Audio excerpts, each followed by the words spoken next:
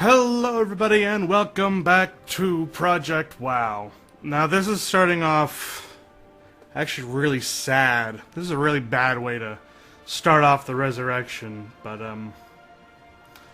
yeah, so in the editing of making Xalunedorei and Kaito's next videos, something got corrupted and it turned into a garbled mess, and it was really freaking difficult to recover anything. But I did manage to get a few snippets, and I'm not happy about it.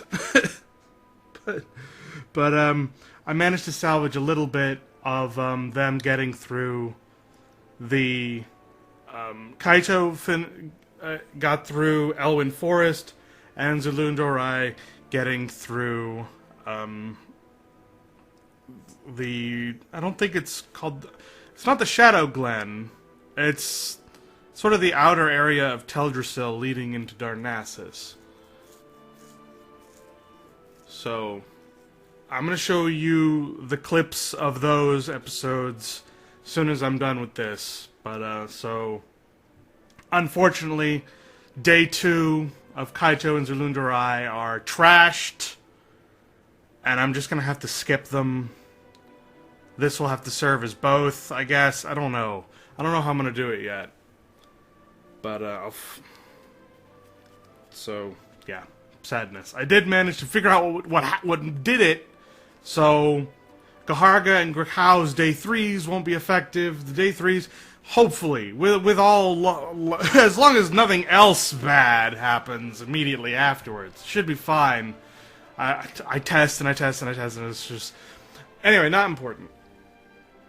So, yeah, day 2 for Kaitou and Xalunedorei trashed. It's probably going to be summed up in this video. What I can recover.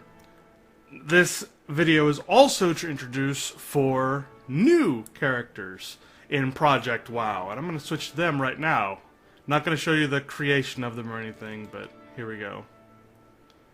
Over on a different server. Here we go. So, these are the 2 proxies and the no stories. Now, even though World of Warcraft is sort of this story-based MMO, and it's sort of, I forget who said it. I know I mentioned it before in one of the episodes, but somebody was talking about how, World of Warcraft follows the sort of carnival or theme park sort of mentality, where you go to this area and it has these things going on, and then you go to a different area and it has these things going on, and that's sort of the attraction to it. But it is, as far as I'm aware, completely possible to play the game without really accessing the story after the starting zone. In fact, when I first started playing World of Warcraft way back in Burning Crusade, that's what I would do. I wouldn't pay any attention to the quests or the stories. In fact, I only did the quests and story up to getting out of the starting area, and then I'm like, I'm gonna explore. I don't care about these quests. I'm just gonna go look around and find hidden stuff and try to, like, put together the lore and the stories and read all the books and, you know, do that sort of thing. And I did that all the way up to level 40 before it became too difficult to do that. I was right around the time when Wrath of the Lich King came out too, so I spent the entire Burning Crusade expansion doing that. So, I mean, it was fun. Definitely got my money's worth. So, Basil Bassaltbeard and Rendwattle Jr. are going to be doing sort of similarly that. They're going to have their own sort of story, and I'm thinking about doing a sort of like a role-playing narrative sort of thing, where I'm going to be almost as if it's a journal, and I'm speaking through them as they do their own thing, without doing as few quests as, like, absolutely necessary, just to, like, get the ball rolling. But then after that, just exploring the place and learning about the place. So, episode 1 of Bassaltbeard is going to be coming out soon. As you can tell, he's level 2, while everyone else is level 1. So I've already done a little bit with him. And the episode for that should be coming out soon. So that's Basildbeard and Rendwaddle Jr. Ali Proxy and Hordy Proxy are going to be serving as almost surrogate story people. World of Warcraft is a massive, massive place, and at least for the first 60 levels, there are going to be zones where you can't really go to without backtracking and, you going to a level 20 area when you're level 40 or 50. And because doing that gives you no experience, and it's way too fast and easy, and it's completely like disjointing as far as like a character's growth goes, I don't really want to do that. In fact, I did sort of struggle with, what do I do when I outlevel the zone I'm currently in, but I don't finish the story? And what I ultimately decided to do was just deal with it. Just continue with the story, and if I'm overleveled for the next zone, whatever, it'll slow down eventually. So it's fine. I'll just be overleveled at the beginning of these first few zones. It'll be fine. But that still left the problem, well, in Alliance, I'm going to be going to Westfall and Red Ridge, but if I do that, I definitely can't go to Khazmodan and the wetlands and places like that. They just they mesh, or they don't mesh. Both of them are level 20 zones, and they both level you up past where going to another level 20 zone is a good idea. And plus, they're pretty far away. And I don't have the Horde equivalent to that, because I don't play a lot of Horde. The Horde is really a whole new experience for me, and I'm enjoying it. So, I'm still learning, but if I come across that same scenario, I want to have another character for it. So, in that line of thought, I created Ali Proxy and Hordy Proxy. And they'll be going to those zones. Now, obviously, they won't be able to have the same role-play narrative thing that I sometimes try to do, like with Gurkau and where, I sort of roleplay them doing the sort of growth. I won't be able to do that for these guys, but maybe they'll come into their own. Maybe they won't be used enough to have a need of coming into their own. I don't know yet, but at least I'll be able to show you some of the zones I wouldn't be able to normally show you. So their, episodes are going to be few and far between, and will probably only be shown on the full version, and they won't get shorter versions. So this has sort of been my PSA for introducing these characters and apologizing for Day 2 for Kaitou and Xalunedorei. And I'm going to show you what I managed to recover of their videos right now. Goodbye, everybody. Hello, everybody, and welcome back to Project WoW, the Resurrection! Start him off with the Resurrection. But first, look at how, nice the new model is compared to the old one. You go back to Day 1 for Kaitou, I mean, look, you can see his arm hair, for crying out loud. It's probably not amazing, but I mean, it's way better than it was. So, alright, let's get into this. We're gonna buy a Griffin, and we're going to head to Stormwind. Up here, you'll see these three. That is the Dwarven starting area, and the reason we sort of intrinsically know it as a human is because in Stormwind, there's actually a way to get to the Dwarven starting place and vice versa, called the Deep Run Tram.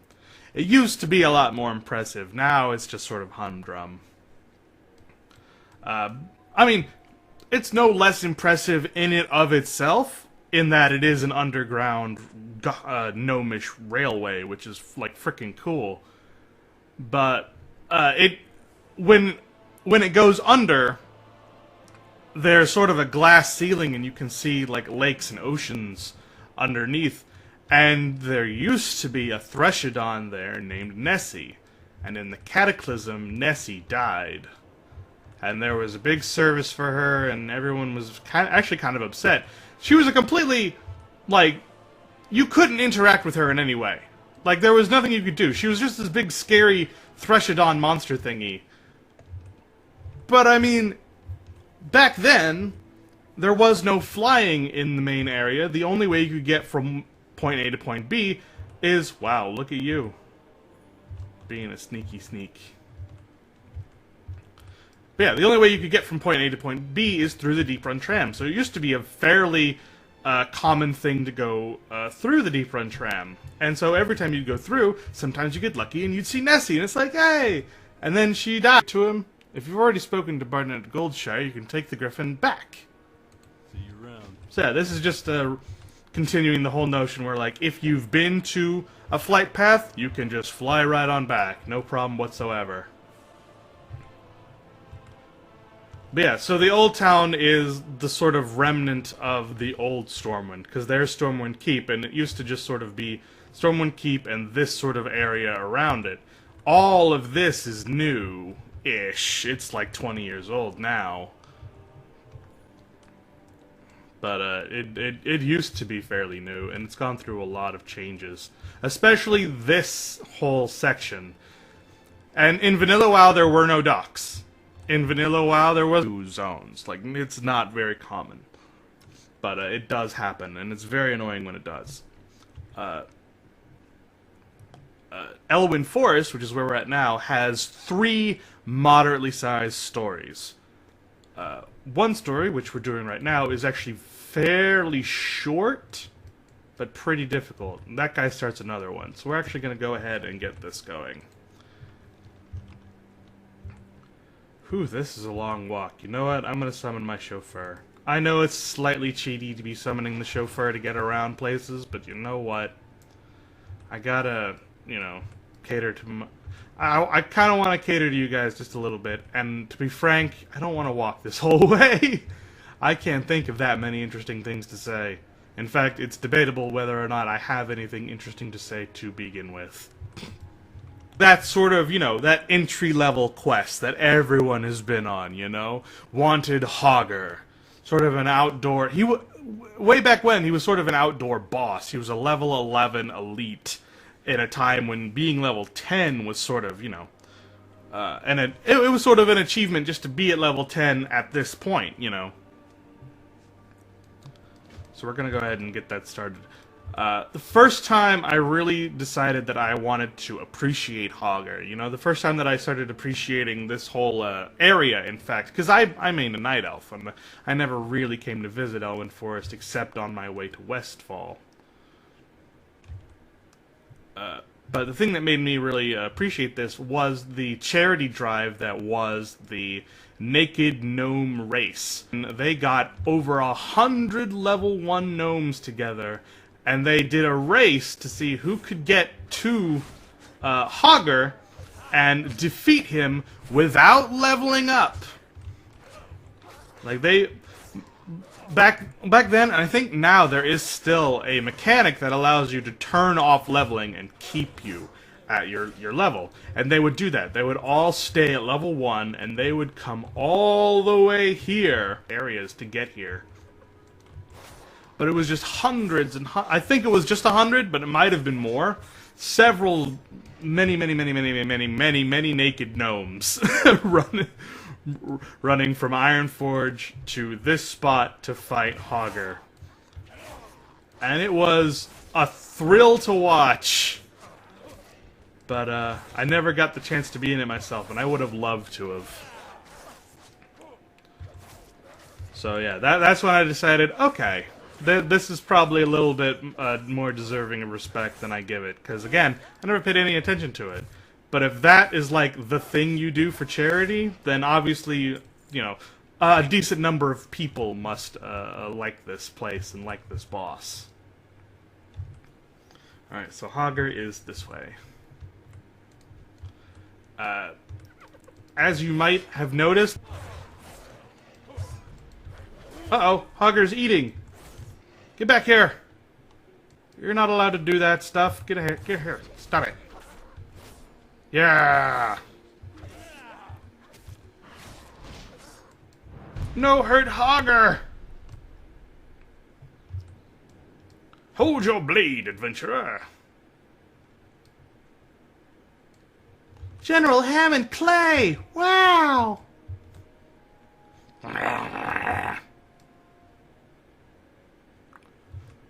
This beast leads the Riverpaw Knoll gang and may be the key to ending the Knoll aggression in Elwind.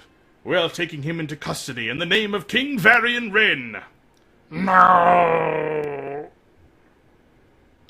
Take us to the stockades, Andrath.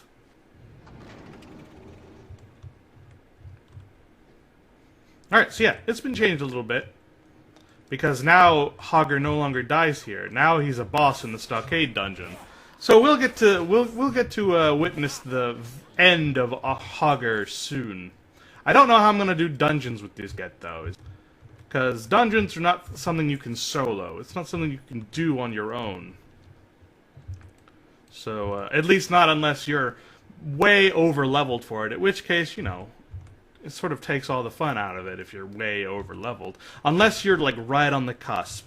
Which is usually when I like to do things. Like when it's still really hard, but doable. Like, the Stockades is a level 15 dungeons. Troops to the east! See you later. Alright. Hey, Marshal Dugan. Might be with you. Yes, I spoke to with Remy. I respect him as a merchant, though all reports of Murlocs to the east have been sketchy at best. Your concerns have been noticed, but unless I receive a military report of a Murloc threat, we can't afford to spend more troops east. Blah. If you are concerned that the rumors of Murlocs are true, then do this. Travel to the Eastern Elwyn Bridge and speak with God. Yeah, this is definitely gonna, like, level us up. Let me check my time again. 26 minutes? Easy peasy. We're probably gonna, end the episode somewhere around 30-something minutes, then. Alright, now that you have both medallions, deliver them to guard Thomas at the bridge so that he might know the fate of the murdered guards. Will do, can do, must do. Enforced, and the end of this episode. I will see you guys next time. Goodbye, everybody. Hello everybody and welcome back to Project WoW! Now we're going back into Xalunedorei's Day 2, and this is post-resurrection. So as I said in Kaito's, and remember I'm uploading this in no particular order, and this is going to be ordered in no particular order in general, but for reference this is after Kaito's resurrection video, where I explained that this is post-resurrection for Day 2 for Kaitou and Xalunedorei. This is after Legion, this is after the update and stuff, and Xalunedorei is going to be the last Day 2 that I do. And I do believe I am going to continue being in this sort of cycle where it's reversed order. In fact, I might go ahead and reorder them now in order of what I do them in. Like that. So Gaharga is first, Grakau is second, Kaitou is third, Xalunedorei is last. And the reason that I'm going Horde, Alliance is, there's no particular order. It's just that the Horde I'm not as familiar with, so all the stuff I do for them is completely new to me. And that's, you know, more interesting to me, and I have more fun with it, you know. Alliance I've done a lot of, and Druid especially I've done the most with. My main character is a Druid. That's why he's very last. So that is sort of that's the order I'm going to go with, and now we're going to go into Xalunedorei. Now, I will say I find it particularly strange that I'm starting Day 2 with Xalunedorei being level 9, whereas I'm ending Day 2 with everyone else being either the transformation. And then Cat Form and Travel Form. Cat Form I think came at level 13, actually, and then Travel Form came at level 15. Alright, hello Zen Foulhoof. What are you doing here? This is a satyr. Satyr is what happens when night elves take in either fell energy. It really is interchangeable. Either one turns you into a satyr. And I talked about this a little bit before. Night elves have this peculiar thing about their biology, where if they take in too much of a certain kind of a different race, Like the Highborn. The Highborn are what happened when Night Elves take in too much arcane energy. And they are actually biologically different than Night Elves, even though they look fairly similar. They're slightly taller and slightly lighter skinned, maybe, but they're, you know, they look like Night Elves, but they're not. They're biologically different. Eager for work, I see. Lucky for you, a day never goes by that I don't wish I had fledgling druids to perform my bidding. Let's keep this our little secret, Night Elf. Okay.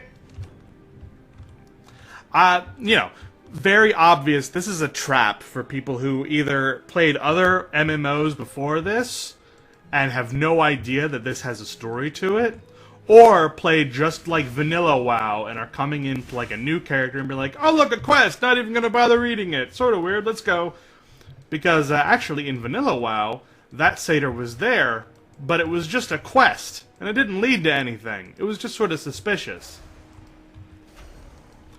But now that Cataclysm's come around and storified everything and made everything sort of linked together, this will have an outcome. So I'm looking forward to that. And Zen Falhoof actually is kind of an important character. Not in that he owns. And while Eastern Kingdoms does have a little bit of that, Kalendor does it ostensively. There are several zones that are connected by several stories. And Zen Falhoof is one of those times. Anyway, there's Dalinar in the distance, and we'll turn that quest in eventually, but first I want to get this thing done for Zen Falhoof. I just need one more Strigid Owl Feather. Come here, you. Oh, he just had leg meat. Come on now. It's for the naive and the gullible. Alright, bye. I got a foul bag. There it is. Alright, so yeah, the story of the Valley of Trials was dealing with the Burning Blade dudes at the cave. And that's like the last two quests. And again, the place is massive, so you gotta travel all the way over. But I mean, thinking about it now, all of these darting zones are kind of gigantic. It's just there's a lot more to do in them, it feels like. Plus, the Night Elf place is, like, actually kind of cluttered with, like, giant trees and stuff. So it's not nearly so empty-looking or empty-feeling as the Valley of Trials. So, I mean, I guess, well, it's not better, ostensibly. They tripped up a little bit by having all of the story be at the end.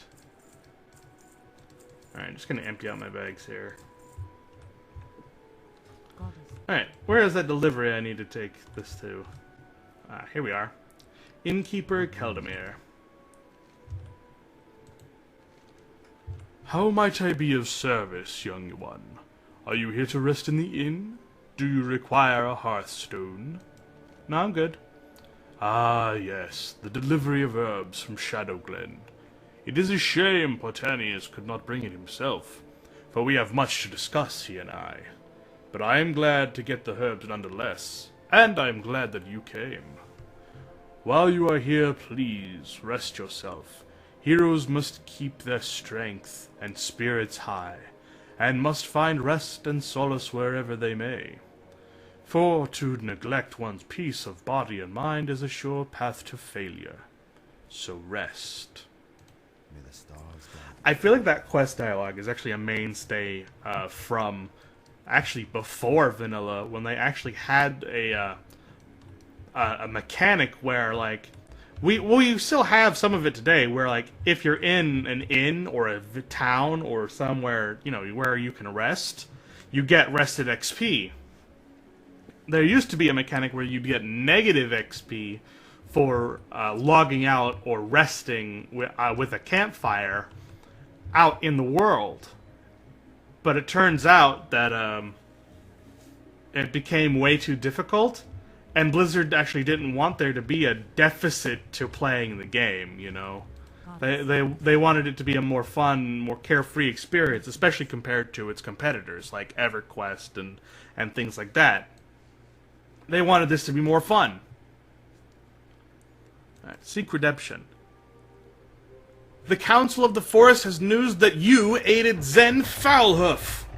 The satyr is an enemy of the forest. As a night elf, you should know better than to defile the forest by killing nature's creatures. Well, I'm sorry. Excuse me, princess, but the Shadow Glen, I had to kill a bunch of things. I had to kill Grell, and I had to kill Night Sabers, and I had to kill spiders. This guy had me kill owls. And more Night Sabers. Excuse me if I couldn't tell the difference exactly. In fact, I think he had me kill less than you, so get off your goddamn high horse. I'm sorry, I don't know where that came from. You must redeem yourself in the eyes of the council if you wish to remain a friend of Teldrassil. Teach Foulhoof a lesson, and you shall be redeemed. Fell cones are corrupted seeds that fall from the trees. They billow with green smoke. Give some to Foulhoof. He'll think you've brought him a harmless snack. Wow, how mean. Are you headed to the south, to Lake Al-Amath? If so, then I might have a task for you. My colleague Denelin has a camp along the eastern end of the lake where he is studying and experimenting on the plant life of Teldrassil, Craft 3's events. Which you wouldn't think, considering how gigantic this tree is, that it was planted so recently as about, I guess, lore time 14 years ago, but it was grown within the 4 years between Warcraft 3 and World of Warcraft Vanilla, because this was always the Druid starting place, or Night Elf starting place, excuse me. So it only took 4 years for all of this to grow, which really speaks to how, one, how powerful the Archdruids are, and two, to how, like, rampant the Emerald Dream can get if you just sort of let it. So yeah, the Star Breeze of Warcraft 3 is not the Star Breeze of this game. Really worth doing if you are at all interested in Night Elf lore, or if you're just interested in story in general. If you're a story guy, come here. It's a great place to start. Alright, goodbye everybody.